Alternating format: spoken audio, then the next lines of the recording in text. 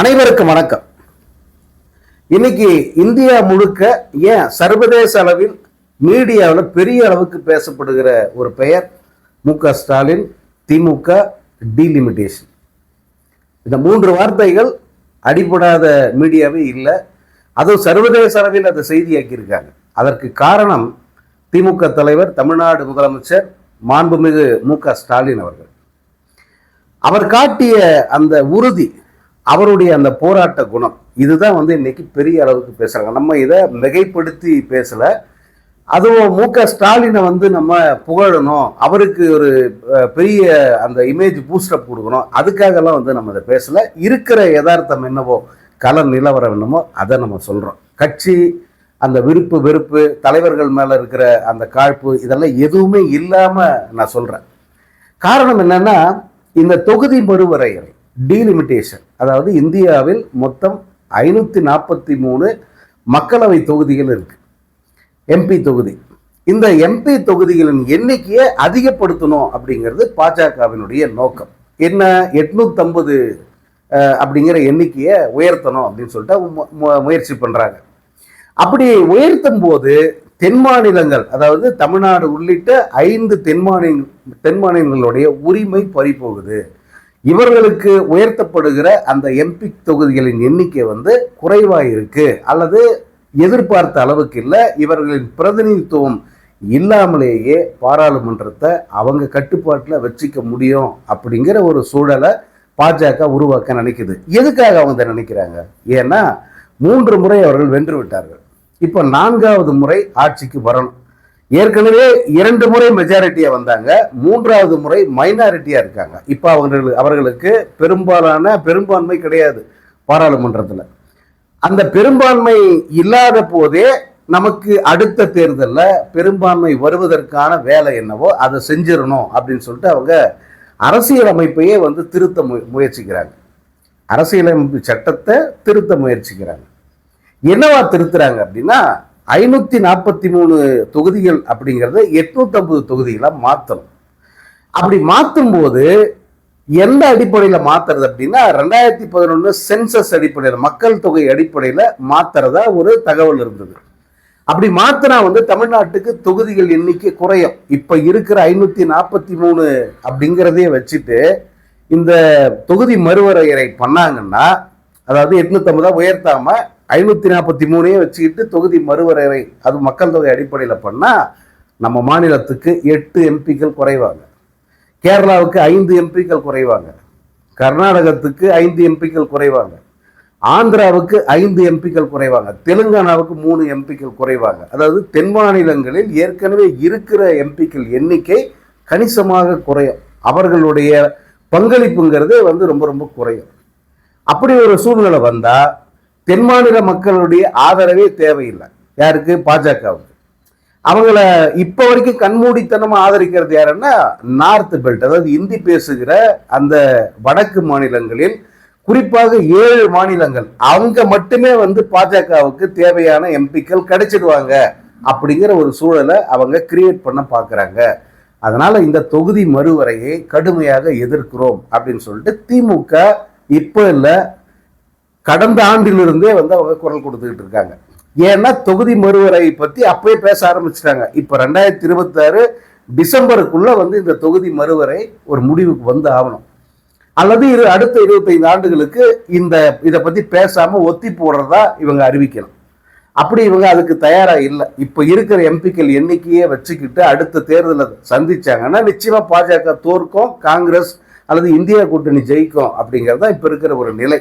அதனால இதை எப்படியாவது நம்ம அந்த டீலிமிட்டேஷனை கொண்டு மாநிலங்களில், அதாவது ஒவ்வொரு மாநிலத்துக்குமான எம்பிக்கள் எண்ணிக்கையை ஒரு பெயரளவுக்கு அவங்களுக்கு கொஞ்சம் உயர்த்தி கொடுக்குற மாதிரி உயர்த்தி கொடுத்துட்டு, வட மாநிலங்களில் இருக்கிற அந்த இந்தி பேசுகிற மாநிலங்களில் அந்த எம்பிக்கள் எண்ணிக்கையை அதிகரிப்பது தான் அவருடைய நோக்கம் அப்படிங்கிறத மு.க. ஸ்டாலின் அவர்கள் ஆரம்பத்திலிருந்தே வெட்ட வெளிச்சமா சொல்லிக்கிட்டே இருக்காரு.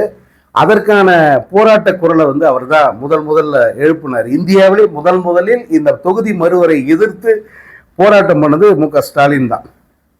அது மட்டுமல்ல,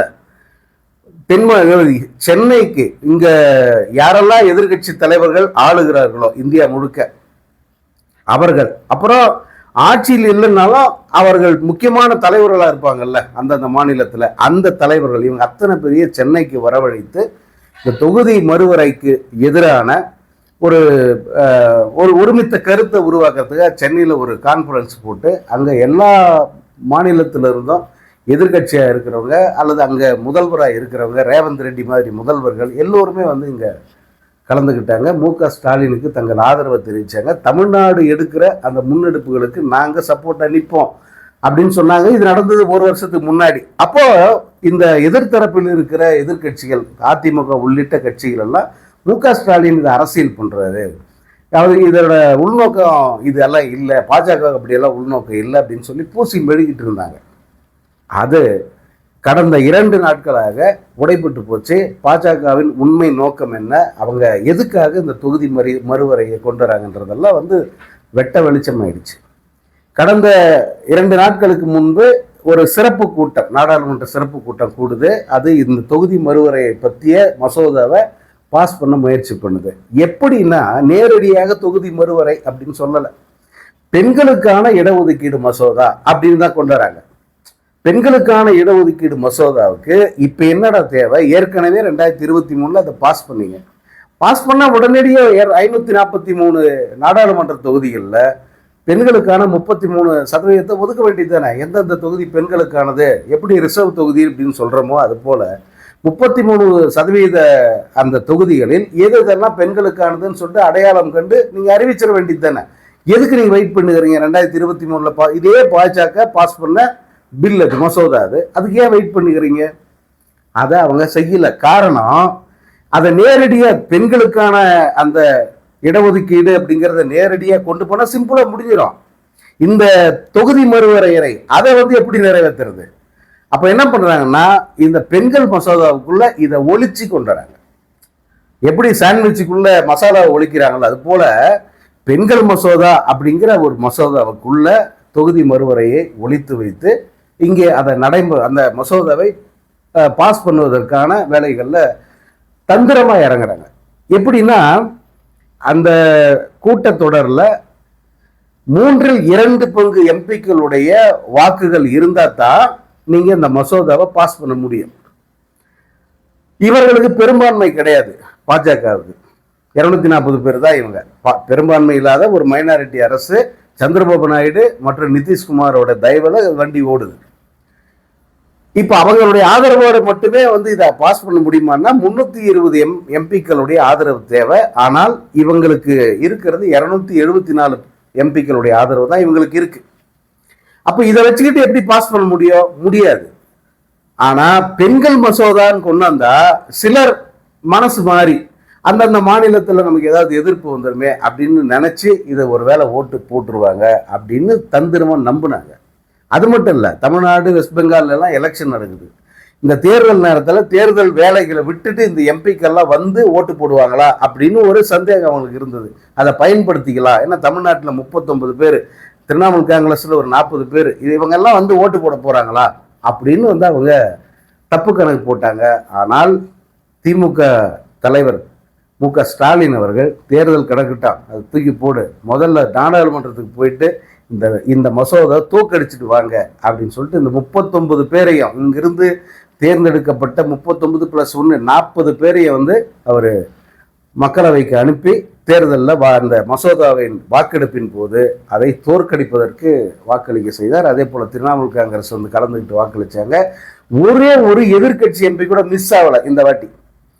நீங்க பாத்தீங்கன்னா அந்த மசோதா வாக்கெடுப்புல விடுறாங்க. ஆதரவு 274 பேர், எதிர்ப்பு 211 பேர். பெரும்பான்மை 3/2 எம்பிக்களுடைய வாக்கு கிடைக்கலன்னு உடனே வந்து இது தோல்வி அடைஞ்சிருச்சு, மசோதா தோல்வி அடைஞ்சிருச்சு. அதை அந்த சபாநாயகர் ஓம் பிர்லா அறிவிச்சிட்டார். வாக்களிக்காதவர்கள், புறக்கணித்தவர்கள் பார்த்தா 0 வருது. அப்போ எந்த அளவுக்கு எதிர்கட்சிகள் ஒற்றுமையாக இருந்து இந்த மசோதாவை காலி செஞ்சாங்க அப்படிங்கிறத நம்மளால பார்க்க முடியுது. இதற்கு காரணம் முக்கிய காரணம் யாருன்னா மு.க.ஸ்டாலின் அவர்கள். அவர் தான் என்னன்னா இந்த கூட்டத்தொடர் ஆரம்பிக்கும் போதே இந்த மசோதாக்கள் 3 மசோதாக்கள் வருது, அதனுடைய நகலை வந்து எரிக்கிறார். எரிச்சது மட்டும் இல்ல, தீ பரவட்டும் அப்படின்னு சொல்லிட்டு இந்திய எதிர்ப்பு போராட்டத்தின் போது என்ன வார்த்தையை பயன்படுத்தினாங்களோ அதை தீ பரவட்டும் அப்படின்னு சொல்லிட்டு எரிச்சு காட்டுறார். பார்த்தா அது அப்படியே இந்தியா முழுக்க வந்து வைரல் ஆகுது. வெளிநாடுகளில் இருக்கிற மீடியா இந்த செய்தியை வந்து அவங்க பெருசா வந்து பரப்புறாங்க. தமிழ்நாட்டின் முதலமைச்சர் இந்திய நாடாளுமன்றத்தில் வரவிருக்கிற மசோதாக்களின் நகலை வந்து எரிச்சாரு அப்படிங்கிறது வந்து ஒரு மிகப்பெரிய செய்தியா மாறுது. இந்தியா முழுக்க அது அவேர்னஸை கிளப்புது. அத்தனை எம்பிக்களும் ஒன்றிணைந்து இந்த மசோதாவை தோக்கடிக்காங்க. இவங்க எதிர்பார்த்த மாதிரியே பாஜக மற்றும் அதனுடைய அந்த அடிமை கட்சிகள் மொத்தமும் பெண்களுக்கான மசோதாவை இவங்க தோக்கடிச்சிட்டாங்க. ஏன்னா அவன் நோக்கமே அதுதான், பிரச்சாரத்துக்கு இது உதவும் அப்படின்னு அவன் நம்பிக்கிட்டு தான். ஏன்னா ஒருவேளை தோக்கடிச்சிட்டாங்கன்னா நம்ம கடைசி நேரத்தில் பாருங்க பெண்ணுக்கு எதிரான கட்சிகள் இவங்கெல்லாம் திமுக பெண்களுக்கு எதிரான அந்த மசோதாவை தோக்கடிச்சிருச்சு அப்படின்னு நம்ம போய் சொல்லலாம். அந்த நோக்கத்தில் தான் இதை பண்ணாங்க. எதிர்பார்த்த மாதிரி அது நடந்தது. ஆனால் அது பேக் ஃபயர் ஆயிடுச்சு அவங்களுக்கு. இது எதனால் இது தோக்கடிச்சுங்கிறத எதிர்கட்சி தலைவரான ராகுல் காந்தி, அதே போல திமுக தலைவர் மு.க. ஸ்டாலின், அங்க மம்தா பானர்ஜி மற்றும் அகிலேஷ் யாதவ், தேஜஸ்வி யாதவ், இவங்க அவ்வளவு பேரும் வந்து ஒருமித்த குரல்ல இது தென் மாநிலங்களுக்கு எந்த அளவுக்கு தீமையானது. இப்ப பாருங்க, அகிலேஷ் யாதவுக்கும் தேஜஸ்வி யாதவுக்கும் இது நல்லதுதான். ஆக்சுவலா தொகுதி மறுவரையறை பண்ணா அவங்களுக்கு தான் லாபம். இப்ப இருக்கிற தொகுதியவே மறுவரையறை பண்ணாக்க உத்தரப்பிரதேசத்துக்கு 8 தொகுதி கூடுதலாக கிடைக்குது, பீகாருக்கு 6 தொகுதி கூடுதலாக கிடைக்குது. ஆனாலும் வந்து அவங்க தென் மாநிலங்களுக்காக வந்து இந்த பில்லு, இந்த மசோதாவை கடுமையாக எதிர்த்து நிற்கிறாங்க. அதனுடைய விளைவு இந்த எதிர்கட்சி தலைவர்கள் அத்தனை பேருக்குமே வந்து மிகப்பெரிய ஒரு பெயர் கிடைச்சிருக்கு. இந்த தோல்வி, இந்த மசோதாக்களின் தோல்வி திமுகவுக்கு மிகப்பெரிய ஒரு பலமாகவும் மிகப்பெரிய ஆதரவை வந்து திரட்டியிருக்கு. இன்னும் சொல்ல போனா இந்த தோல்வியை ஒரு இரவு முழுக்க வெடி வெடித்து கொண்டாடி இருக்காங்க. திமுக மட்டுமல்ல, எதிர்கட்சிகள் அத்தனை பேருமே வெடி வைத்து கொண்டாடி இருக்காங்க. மக்கள் வந்து இதை அண்டர்ஸ்டாண்ட் பண்ணியிருக்காங்க. அதுதான் ரொம்ப முக்கியம். இவர்கள் சொல்ற மாதிரி பெண்களுக்கு எதிரான மசோதாவை தோக்கடிச்சிட்டாங்க அப்படின்னு யாரும் சொல்லல. மோடி வந்து தந்திரமா இதை பண்ண நினைச்சாரு, அதை திமுக தலைவர் தோக்கடிச்சிட்டாரு. இப்படித்தான் வந்து வெளியில பேசு பொருளா இருக்குது. அது ஒரு அதுவும் திமுக இன்னைக்கு வந்து விஸ்வரூபம் எடுத்து நிற்குது. வெறுமனே வந்து தமிழ்நாட்டில் தேர்தல், இந்த ரிசல்ட்டு, இந்த முடிவுகள், கருத்து கணிப்புகள் அதெல்லாம் வந்து திமுக சாதகமாக இருக்குது. இதெல்லாம் ஒரு பக்கம் தள்ளி வச்சுட்டு இந்த தொகுதி மறுவரையறை மசோதாவை எப்படி ஸ்டாலின் எதிர்த்தாரு, எப்படி அது தோற்கடிக்கப்பட்டுச்சு அப்படிங்கிற இந்த விவரங்கள் வந்து முழுமையாக நாட்டு மக்களுக்கு தெரிய வந்திருக்கு. குறிப்பாக தேர்தல் களமான தமிழ்நாட்டில் அது மிகப்பெரிய ஒரு தாக்கத்தை ஏற்படுத்தியிருக்கு. அதனுடைய விளைவு திமுக இன்று விஸ்வரூபம் எடுத்து நிற்குது. அதன் தலைவர் மு.க. ஸ்டாலின் மீது மிகப்பெரிய ஒரு மரியாதை. இந்த இந்தியா கூட்டணி தலைவர்களில் மிக பக்குவமோ, மிக அந்த அரசியல் சூழ்ச்சிகளை சரியா கணிச்சு அதை தோற்கடிக்கிற அந்த வியூகத்தை வகுப்பதில் வல்லவர் மு.க. ஸ்டாலின் அப்படிங்கிற பெயர் வந்து அவருக்கு கிடைச்சிருக்கு. இதுவரைக்கும் இல்லாத அளவுக்கு மு.க. ஸ்டாலின் இமேஜையும் திமுகவினுடைய இமேஜையும் உயர்த்தி இருக்கு. தேர்தல் வெற்றிகள் அது வேற. தேர்தல் வெற்றிகளை விட மிக முக்கியமானது இந்திய அரசியலமைப்பு சட்டம், அதே போல நாடாளுமன்றத்தில் தென் மாநிலங்களினுடைய அந்த பங்களிப்பு உரிமை, அதை வலுவாக நிலைநாட்டியிருக்காரு முதல்வர் மு.க. ஸ்டாலின்.